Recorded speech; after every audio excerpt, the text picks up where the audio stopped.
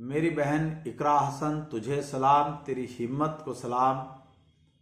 साथियों, मैं एडवोकेट इंतखाब आज़ाद ऐसा इसलिए कह रहा हूं कि आप देख रहे होंगे कि उत्तर प्रदेश के अंदर विधानसभा चुनाव 2022 हो रहा है और आप सोशल मीडिया पर और विभिन्न समाचार माध्यमों से यह भी देख रहे होंगे कि भारतीय जनता पार्टी की जन विरोधी, किसान मजदूर विरोधी सरकार की नीतियों के खिलाफ जनता भाजपा प्रत्याशियों को अपने क्षेत्रों से क्या तो खदेड़ रही है या बहुत सारे गांवों में जो मेन रास्ता गांव की एंट्री का होता है वहां पर बल्लियां लगाकर अवरोध खड़े कर रहे हैं ताकि भारतीय जनता पार्टी के लोग ना आ सके। इन तमाम बातों से जनता का ध्यान हटाने की खातिर भारतीय जनता पार्टी की जो कोर कमेटी है उसने मंदिर, मस्जिद, मुसलमान, पाकिस्तान, हिंदुस्तान और पलायन जैसे मुद्दों को उछालना शुरू कर दिया है और गोदी मीडिया उसमें बखूबी उनका साथ दे रही है। इकरा हसन से बात शुरू की थी। मामला आप तमाम इलेक्ट्रॉनिक चैनल्स के माध्यम से भारतीय जनता पार्टी के लोगों को सुन रहे होंगे कि उन्होंने कैराना में पलायन का मुद्दा जोरों शोरों के साथ उठाया और देश की जनता को गुमराह करने का प्रयास किया। इसी कड़ी में आपने देखा होगा कि चारों सदनों का में जनता का प्रतिनिधित्व करने वाले मरहूम सांसद मुनव्वर हसन के बेटे नाहिद हसन कैराना से समाजवादी पार्टी के टिकट पर विधायक हैं। पिछले दिनों शासन प्रशासन ने नाहिद हसन को विभिन्न मामलों में वांछित करके उन पर गैंगस्टर लगाई और अब चुनाव के वक्त जब वो पर्चा दाखिल करने गए उनको अरेस्ट कर लिया गया और आजकल वो जेल में हैं। मुनव्वर हसन साहब इस दुनिया में आज हमारे बीच नहीं हैं। उनकी जो अहलिया है पूर्व सांसद तबस्सुम हसन, उन पर भी करीब 51-52 मुकदमे शासन प्रशासन ने राजनीतिक द्वेष भावना के चलते लगाए। इसी तरह बहुत सारे मामले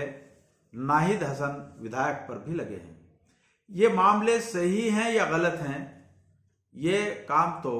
माननीय न्यायालय करेगा। लेकिन देखती दानिश्ता मैंने कहा था कि मेरी बहन इकरा हसन, तुझे सलाम, तेरी हिम्मत, तेरे हौसले को सलाम इसलिए कहना पड़ रहा है कि नाहिद जेल में है और नाहिद की मां पूर्व सांसद तबस्सुम हसन भी कैराना में नहीं है। लेकिन एक 28 साल की नौजवान लड़की इकरा हसन, वो पूरी भारत सरकार, पूरे शासन प्रशासन, पूरी गोदी मीडिया के साथ अकेली कैराना में राजनीतिक जंग लड़ रही है। दुनिया की सबसे बड़ी पार्टी भारतीय जनता पार्टी, भारत के प्रधानमंत्री, भारत के गृह मंत्री, उत्तर प्रदेश के मुख्यमंत्री, सैकड़ों मंत्री, पूरी गोदी मीडिया, हजारों नेता और लाखों कार्यकर्ताओं सहित पूरी संघ और भाजपा का जो प्रोपगंडा आईटी सेल है उस सब से अकेले इकरा हसन कैराना क्षेत्र में लड़ रही है। अभी पिछले दिनों भारत के गृह मंत्री आदरणीय अमित शाह जी को इकरा हसन की वर्करी ने, इकरा हसन के कामकाज ने, उसकी हिम्मत और बहादुरी ने भारत के गृह मंत्री को कैराना की सड़कों पर पैदल घूमने पर, डोर टू डोर दरवाजा खटखटाने पर मजबूर कर दिया। आज पूरे भारत की निगाहें और भारत के जो लोग विदेशों में कहीं भी बैठे हैं उन सब की निगाहें उत्तर प्रदेश के कैराना विधानसभा में नाहिद हसन और उनकी बहन इकरा हसन के ऊपर लगी हैं कि किस तरीके से एक नौजवान लड़की अपना काम कर रही है, अपने भाई की चुनावी कमान थाम रखी है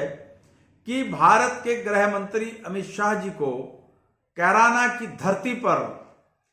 डोर टू डोर, गली गली घूमने पर मजबूर कर दिया है। आज इकरा हसन के जो चर्चे हैं, जो उनकी शोहरत है,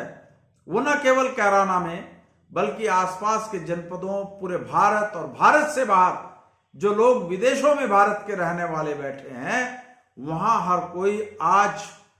नाहिद हसन से ज्यादा, अमित शाह से ज्यादा, नरेंद्र मोदी से ज्यादा इकरा हसन को देख रहा है, सुन रहा है और समाचार पत्रों में उसको पढ़ रहा है कि किस तरीके से एक लड़की पूरी भारत सरकार के तामझाम, उसके शासन प्रशासन और उसका जितना गोदी मीडिया आईटी सेल है उसके साथ लड़ रही है। और मैं एडवोकेट इंतखाब आजाद सहित लाखों लोग इस बात के प्रति आश्वस्त हैं कि नाहिद हसन कैराना क्षेत्र से भारी मतों से जीतकर विधायक बनेंगे, जिस तरीके से उनकी बहन क्षेत्र में कामकाज कर रही है और सर्व समाज का समर्थन उन्हें मिल रहा है। और भारतीय जनता पार्टी का जो पलायन की बात थी, जो पलायन का प्रोपेगेंडा है, वो उसकी हवा निकाल रही है।